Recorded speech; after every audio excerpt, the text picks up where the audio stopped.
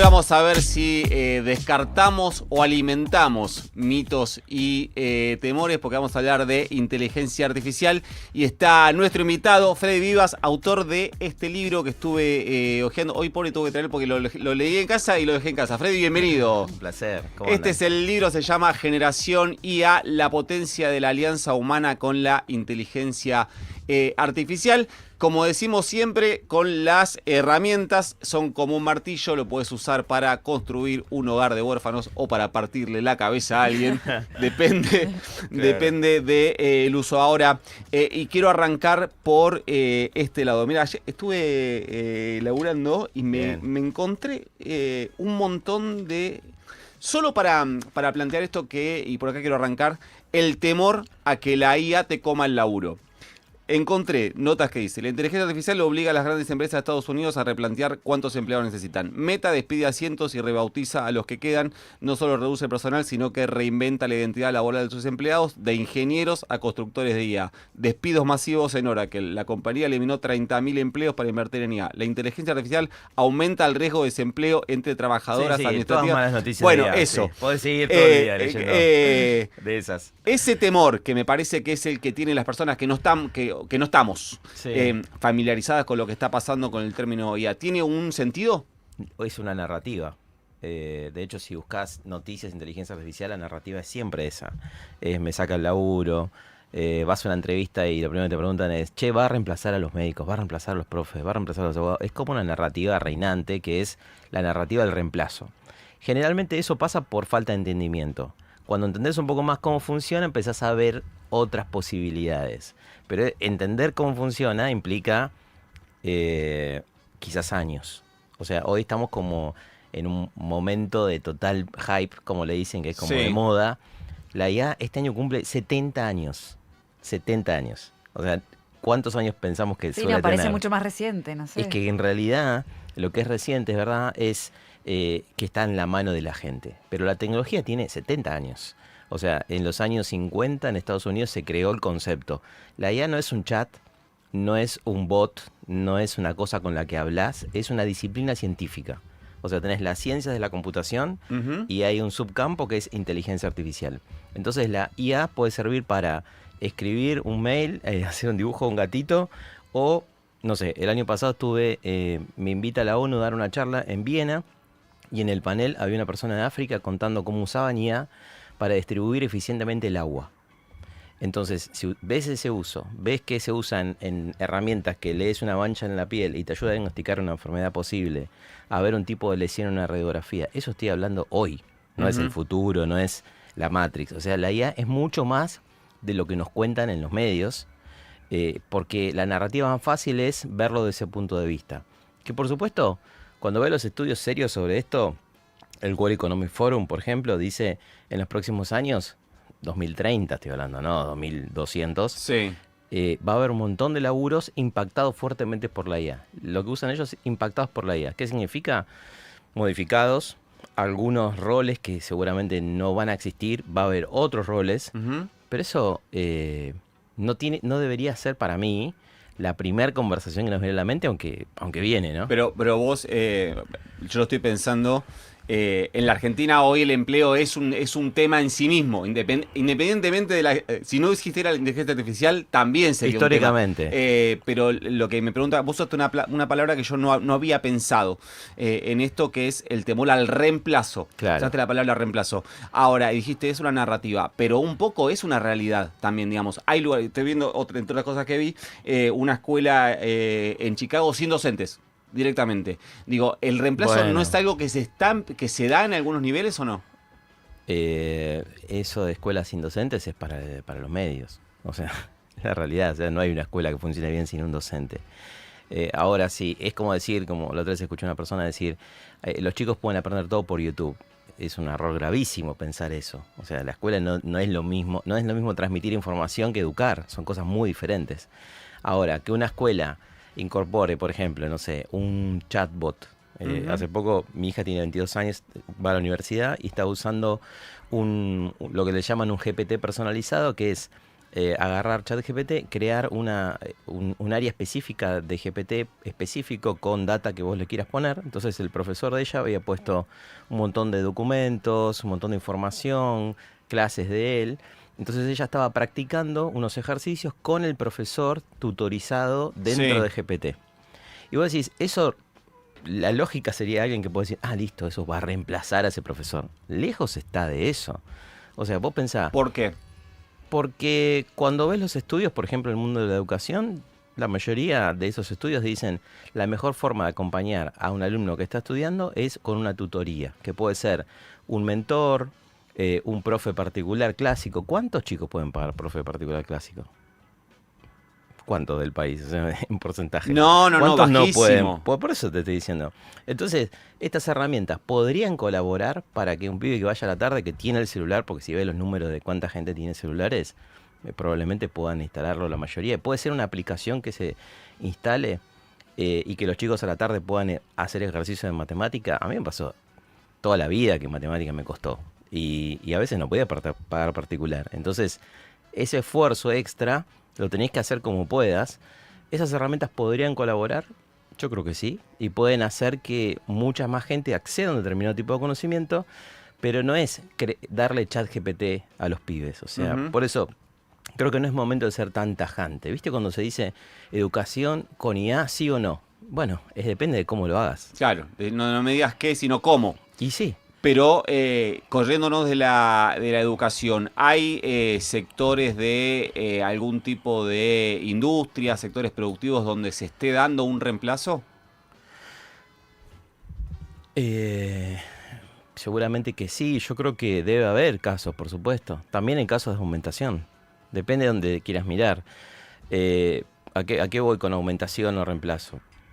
Por ejemplo, hubo empresas que dejaron de tener personas haciendo alguna tarea, como por ejemplo call centers o atención al cliente, y después volvieron para atrás.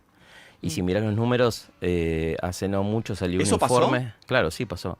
Y va a pasar, y debe pasar en Argentina y no nos enteramos. ¿Por qué volvieron ¿no? para atrás? Porque no funcionaba bien. Porque prueba de error. Claro, prueba error o... En realidad es falta de criterio para mí. El chatbot de atención al cliente a veces te dan ganas de agarrar el celular y revolearlo Sí, te contra violenta, una es pared. cierto. Depende cómo estén diseñados, ¿no? Depende para qué parte de la atención. Porque también hoy, siendo totalmente honesto, todos nosotros queremos respuestas inmediatas. O sea, si vos vas a pagar al cajero automático y el cajero te dice vení lunes a la mañana, vos decís, no, dame la hora de la plata. Claro. O sea, querés hacer una transferencia de algo que compraste y le tenés que pasar a alguien, querés que pase en el momento. Y para que pase en el momento hay un montón de bots atrás haciendo toda la automatización. Claro. O sea, sí, es verdad que se transformó. Antes vos llamabas atención al cliente y por ahí tenías 20 minutos para que alguien te atienda. Ahora vos tenés un chatbot que te va respondiendo, te va filtrando hasta una instancia en la que, bueno, si se acaban las posibilidades digitales, te atiende una persona. O si está bien diseñado, puede ser que una parte del proceso lo haga una máquina y otra parte lo haga un humano. Si Claro. está bien diseñado el proceso. Por eso digo, hay gente que no lo piensa en profundidad y dice, bueno, ok, reemplacemos los 50 personas de call center con 50, con un robot de, por ejemplo, no sé, Alexa, ¿vieron? ¿Se acuerdan de Alexa? Sí, sí. Vos podés conectarte a la capacidad de conversación vía voz de Alexa, entonces hay servicios de call center en el mundo usando esa capacidad. Entonces muchas veces fue para atrás por eso. Y después hay un montón de empresas, yo conozco un montón, que agarran y dicen, che, esto no lo podía hacer. Mismo vos ves en el contenido, ves empresas pymes que venden productos y los reels que suben de la venta del producto que fabrican son increíbles. Claro. Y lo mirabas hace 5 años y hoy parecen producciones hechas por 10 personas y es la misma persona usando IA. Eso es un ejemplo de aumentación, ¿no? De cómo las herramientas de IA, estos conceptos que parecen abstractos, pero después se convirtieron en herramientas en los últimos 4 años, te permiten, no sé, hacías un video todo así nomás como podías, ahora lo haces recontra pro. Para el mundo de los negocios es claramente algo que puede potenciar mucho eso. Rob. Ahora, en términos, a mí me interpela mucho el tema de la regulación, porque como toda herramienta se puede usar para el bien o se puede usar para el mal, y pienso, por ejemplo, en Estados Unidos con el ICE, cómo usan la IA, o estos tecnoligarcas, cómo la usan tal vez para fines no tan buenos, y un montón de otras discusiones también más de, no sé, veía a Musk hablando de plantear algo posmuerte, ¿no? Como una cosa más futurista, por así decirlo. En todas esas aristas que salen de la IA, ¿qué te pasa con eso, ¿no? Con el uso para el bien o para el mal, por así decirlo, y con la posibilidad de regular? Sí, se está regulando en el mundo, es una realidad y está bien, por supuesto. Geopolíticamente tenés a China y a Estados Unidos creando tecnología de este estilo. Obviamente que acá en Argentina también se crea, por supuesto, a otra escala. Estamos hablando de, cuando hablamos de IA, normalmente se nos viene a la mente un ChatGPT, en Claude, Gemini, pero en realidad hay IA en un sistema, no sé, como decías recién, un medio de pago, tiene IA también, claro, ¿no? Es otro tipo de IA, ponele, pero es la misma capacidad técnica. Tenés China, Estados Unidos haciendo, Europa regulando y entendiendo. Francia está creando algunos proyectos, la verdad que está haciendo cosas buenas. Y después el resto del mundo, como te decía. O sea, por ejemplo, cuando estuve en la ONU, se hablaba de... Hay países que están desarrollando sus propios chats GPTs. Imagínate que hay países que tienen 2000 entre dialectos y lenguajes diferentes. ¿Cómo un modelo de lenguaje va a interpretar toda esa diversidad? Es imposible. Claro. O sea, no va a funcionar bien. Entonces tenés que tener tu propia capacidad. Eso está pasando en el mundo. Y la regulación más fuerte que existe es la de la europea, que salió en 2023, que se llama IA Act, o el Acta de Inteligencia Artificial, donde ellos básicamente hablan del riesgo, que son sistemas de mucho riesgo y de bajo riesgo. En el medio hay un montón de otras, de grises, digamos, pero un sistema de alto riesgo podría ser, por ejemplo, un sistema de salud, o un sistema educativo, un software de inteligencia artificial que tiene un algoritmo, y vos decís, che, está gestionando, no sé, los turnos para las operaciones de alta gravedad, ¿no? Lo está haciendo un algoritmo. ¿Cómo está haciendo eso? ¿No tendríamos que auditarlo y entenderlo? Esa es como la pregunta. Entonces se están creando auditorías algorítmicas, o sea, oficinas en todas las ciudades de Europa para justamente hacer eso, lo cual es increíble. Yo me acuerdo hace unos 10 años más o menos, antes de sacarme el primer libro, que lo hice en el 2018-2019, de IA, me acuerdo tener conversaciones con gente en Europa que estaban pensando ya eso. Después sale ChatGPT 2022 y explota toda la conversación, pero no es algo que de la nada sorprendió a todo el mundo y dijeron, vamos a regular, ¿no? En realidad lo que sorprendió para mí es como el uso masivo. Claro. Pero no es que no se venían teniendo esas conversaciones. Pensé que Europa siempre lideró la conversación de la protección de datos, lo que se conoce como GDPR, que es la ley de protección de datos más importante del mundo. Estados Unidos tiene como otra forma de verlo. Y bueno, pero eso pronto va, creo que empezar a ser un poco más estricto. Hay en Estados Unidos algunas, comentarios específicos para industrias específicas, como por ejemplo el cine. Están empezando a pasar cosas muy locas con eso, gente registrando su rostro y su voz para que el copyright les llegue a ellos. Por ejemplo, Matthew McConaughey, un actor muy conocido. Sí. O sea, están empezando a darse esas conversaciones que están bien, porque se dio como una explosión que no se está pudiendo manejar. ¿No? Medio incontrolable, claro, exacto. Casos de uso, casos de uso me refiero a aplicaciones concretas de esto. No sé, una vez estaba yendo a un evento en Salta y un muchacho me contó que había trabajado en una radio, me lo contó en el viaje yendo al lugar este. Estaban usando, tenía un amigo que era el locutor falleció, él quería usar su voz para generar nuevas locuciones, entonces me lo estaba contando como algo lindo y yo digo, sí, está bueno, ¿hablaste con su familia? Claro. Y me dice, no, ¿para qué? Y le digo, tenés que hablar con su familia. Y me dice, pero le va a encantar. Y no sé si le va a encantar. Si le va a encantar. Preguntale, claro, aunque sea por un tema de criterio, de sentido común. Y después, bueno, derechos de autor de eso es otra conversación, ¿no? Acá te preguntaba, estamos hablando con Freddy Vivas, autor, lo vuelvo a mostrar, de este librazo Generación IA, que dice la potencia de la alianza humana con la inteligencia artificial, que me parece termina siendo el punto clave, que es quién controla la inteligencia. Y en todo caso, o por ahí una pregunta puede ser si más allá de controlar, que es otro verbo que a veces es bastante más conflictivo que controlar, que es limitar. ¿Por qué digo esto? Porque empieza a haber privados, grandes tecnócratas, archimega billonarios, que tienen un poder económico en muchos casos superiores a los de muchos estados. Y eso les permite herramientas para desarrollar, incluso por encima de lo que los propios estados después tienen herramientas para controlar. Digo, la posibilidad de limitar la evolución es algo que se estudia. Mirá, me acuerdo, fue hace como 4 años, calculo, que salió en tapa de diarios de todos los diarios del mundo, te diría, Elon Musk diciendo hay que frenar la IA porque es peligrosa. ¿Se acuerdan de eso? Sí, perfectamente. Sí, sí, sí. Bueno, ese día fue el día que más notas hice en medios, creo que hablé como en 12 medios, todo el día hablando. Y cuando lo vi, lo primero que pensé es, este tipo está por sacar su empresa de IA, al toque. Vi eso y dije, va a pasar eso. Y dije eso en todas las entrevistas, así que lo pueden buscar. Y al mes o 2 meses salió su propia empresa. ¿Por qué lo dije? ¿Por visionario o lo que sea? No. Lo digo porque el tipo tiene una empresa de robótica e inteligencia artificial que es Tesla, mucho antes de todo esto. Claro. O sea, el tipo no puede salir a decir nunca, hagamos una carta para frenar la IA, porque él tiene una empresa de IA desde muchos años antes. Entonces, era muy lógico que había un negocio que él estaba viendo y estaba a punto de crearlo. Frenar el avance... Para mí, no considero un freno del avance a que haya una legislación sobre determinados puntos. No lo consideraría como un freno. Como un límite. Yo. De hecho, hay cosas que van surgiendo en el imaginario social sobre esto, que están vinculadas al aprendizaje que vamos teniendo. ¿A qué voy? Por ejemplo, la UNESCO dice, hay 2 cosas que hay que aprender en los próximos años, que en realidad deberíamos haber aprendido hace 20, una de las cosas, que es la educación digital o la ciudadanía digital. Hace 20 años estamos vinculados, mínimo 20, al mundo digital y no sabemos bien cómo comportarnos.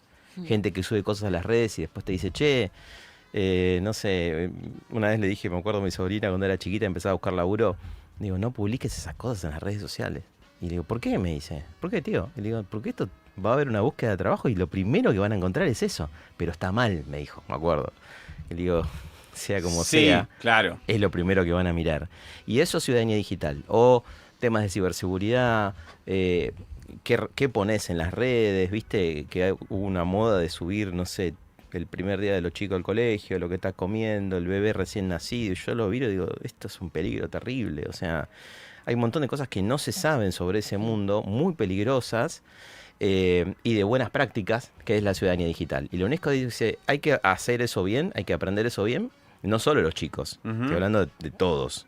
Y después también lo que le llaman la alfabetización a la inteligencia artificial, que la UNESCO dice es bastante diferente a la alfabetización digital. Yo dije, ¿por qué será? Ellos dicen que es diferente porque a los humanos le pueden pasar cosas con las máquinas, porque las máquinas son una simulación de la inteligencia humana. Lo decía Turing con el The Imitation Game, el juego de imitación. Y esa imitación hace que vos empieces a charlar todos los días con un chatbot y tengas como una especie de vínculo, hago comillas para los que están escuchando, de gente diciéndote, no, mi amigo, mirá si voy a dejar los ChatGPT, me voy a pasar al otro porque ya generé como una, ¿no? Una relación. Entonces, claro.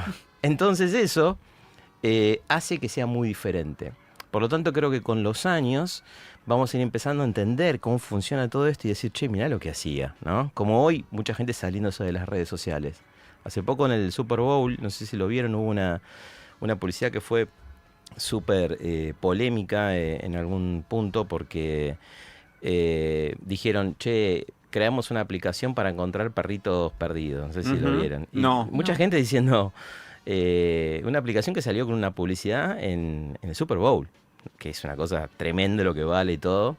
Una aplicación para encontrar perritos perdidos. Yo digo, ¿qué tiene que ver conmigo? Cuando me lo contaba alguien, digo, ¿qué tiene que ver conmigo esta situación? Diría el speaker, ¿no? ¿Qué puedo saber? ¿Por qué me están contando de los perritos perdidos? Y después entendí que para encontrar esos perritos perdidos, esta plataforma proponía colocar cámaras en los patios de las casas para monitorear si había un perrito perdido y aparezca en una red social de perritos perdidos. Hasta ahí bien, pero hubo gente que empezó a decir, che, ¿y esas cámaras qué otra información van a relevar? ¿A quién es el inversor de esta empresa? ¿Hacia dónde van a ir los datos?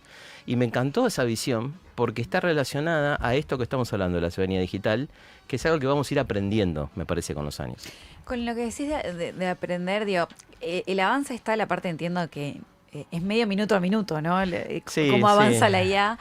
Y en esta postura de lo que aporta y lo que no aporta, ¿cuán importante es la educación de cómo usar estas herramientas? No sé si, por lo menos acá en Argentina, se está planteando en términos de educación, pero eso, preguntarte si se está pensando y qué rol debería tener eso, saber cómo usarlas. A mí me da un poco de miedo siempre cuando hablamos de estos temas porque, mirá, yo empecé a dar clase, yo nací en Lomas de Zamora, con Urbano Sur, Camino Negro al fondo, y daba clase en Fiorito, en un colegio. Empecé a dar clases a los 19 años, porque he estudiado de los 12 a los 19 de computación. Empecé a dar clases y me acuerdo en ese colegio, yo empecé a querer dar clases de computación y programación, porque yo daba clases de eso en una institución muy privada, muy importante. Entonces dije, a estos pibes les voy a dar lo mismo que estoy dando allá.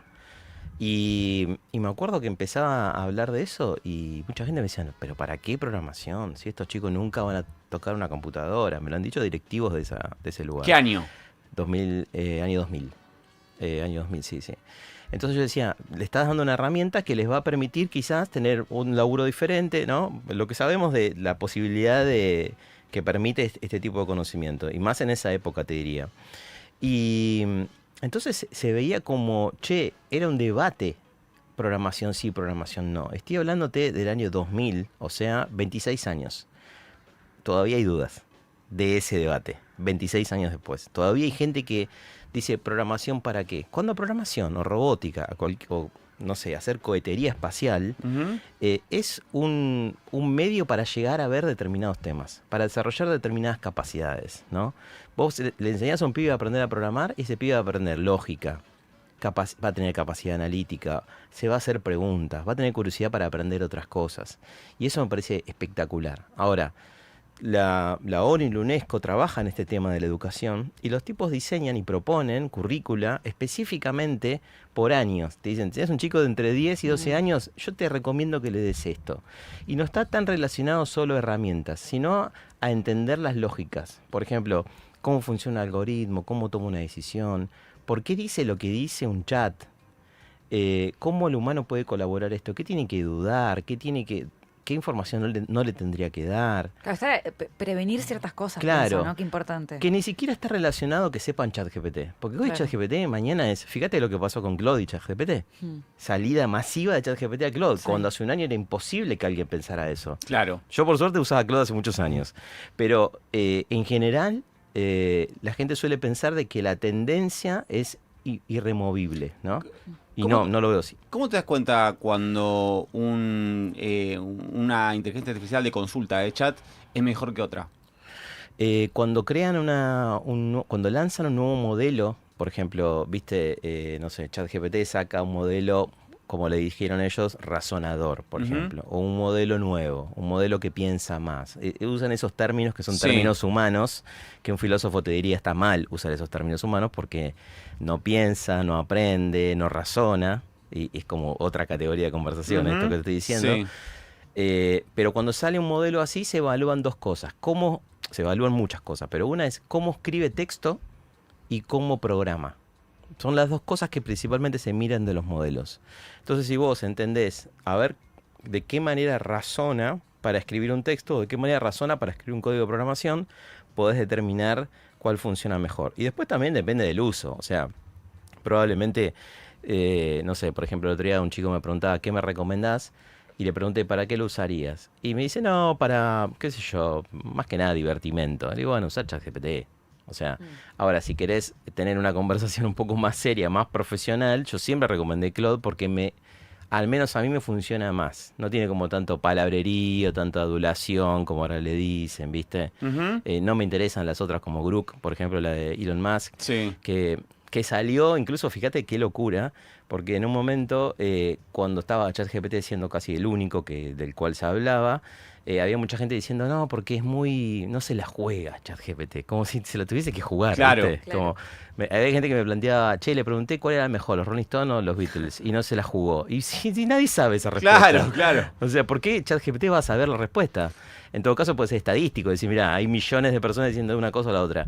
Pero Grok sale en ese momento para ser más disruptivo, más jugado, ¿entendés? Como la lógica de cómo habla Elon Musk. La lógica más, claro. La lógica Trump, te iba a decir. Que a mí me parece, me parece una pavada total, digamos, ¿no? Pero mucha gente prefiere ese tono, digamos.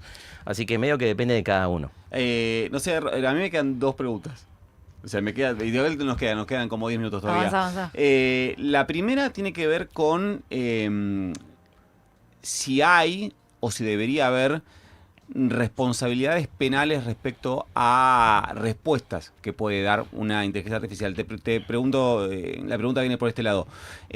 Cada vez más surge como una herramienta de mayor accesibilidad, no sé, desde personas que se suicidan haciendo consultas a chat de cómo hacerlo. Hace poco salió una nota de un pibe que lo estoy llevando al extremo, no estoy llevando pero puede haber cosas menores, no sé, desde cómo sacarle una batería a un teléfono en un local, digo. Claro. Si ese tipo de respuestas, sin que haya una regulación estatal, sin que haya un Estado de respaldo, sino que hay un privado de respaldo, si hay que pensar o no en responsabilidades penales sobre las respuestas que puede o no puede dar, o puede estimular o desestimular una acción, una consulta de una persona a un chat. Sí, la responsabilidad siempre es de una persona o una empresa o una institución, digamos. No es nunca de la máquina. Eso es así hoy y debería, pienso, ser siempre así. Uh-huh. Lo cual genera mucho debate también en algún punto, porque la gente te dice, bueno, porque ¿qué va a empezar a pasar? Como una delegación de responsabilidad. Entonces, vas a estar trabajando, alguien te va a traer, che, hacemos un informe de las ventas, y te lo van a traer, te lo van a mostrar, y vos vas a mirar y vas a decir, che, mirá que acá faltan 3 meses. No sé, me lo dijo Claude, me lo dijo ChatGPT. Ese tipo de delegación es un problemón. Es un problemón porque no tendría que pasar. Una delegación más criteriosa podría ser posible, como en un mundo más de colaboración entre lo que la máquina sugiere o recomienda y lo que nosotros sabemos, porque también yo a veces escucho hablar de gente que te dice, bueno, pero no hay un riesgo de delegación cognitiva, de dejar de pensar. Bueno, justamente de eso estamos hablando. Si te empezás a correr... yo siempre pongo de ejemplo el mundial pasado, ahora que se viene el mundial, estaba el VAR semiautomático con IA, no sé si se acuerdan, que era cuando había una jugada polémica o que había que observar, uh-huh. Había un VAR room, una sala de VAR, donde miraban esas jugadas, la pelota tenía un sensor inercial, o sea, el jugador pateaba, marcaba ese momento exacto, trazaban de todo el estadio con cámaras alrededor un montón de líneas imaginarias, como digamos. Una cobertura 360 de la secuencia. Sí, como que generan un modelo 3D, básicamente, de todo lo que está pasando. Entonces, el árbitro veía la situación, la gente del bar room le decía, che, mirá, sugiero esto. Y el que tomaba la decisión era el árbitro, no la IA. Y esa es un poco la lógica, ese concepto se llama human in the loop, humano en el loop, que es como el humano tomando la decisión final. Hay modelos en los que la IA debería ser siempre así, seguramente. Hay modelos en los que quizás no, yendo a algo más reduccionista. Cuando mirás una película en una plataforma, te hace una recomendación y la recomendación es un modelo de IA que analizó todo tu comportamiento, lo que te gustó, el catálogo, qué sé yo, y te sugirió una película. No hubo una persona haciendo esa sugerencia. O sea que depende del caso hasta uh-huh. dónde deberías dejar hacer o no con la IA. Y eso, bueno, es un tema bastante delicado y complejo porque tiene un montón de aristas y no es tan fácil decir blanco-negro, ¿viste? Claro.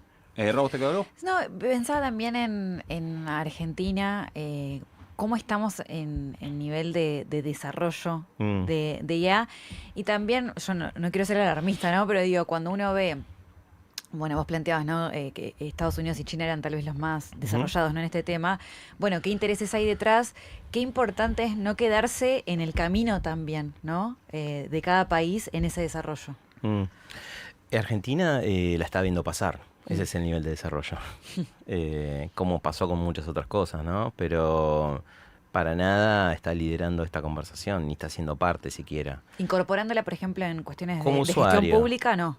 Bueno, sí, algunos experimentos, pero no. Y después, digamos, usarlo como herramientas las personas, sí, obviamente nos gusta probar cosas, Argentina siempre somos así, digamos, pero si hablamos de construir y crear y liderar, que para mí es eso, digamos, de lo que estamos hablando con ser un actor en el ecosistema, estamos lejísimos.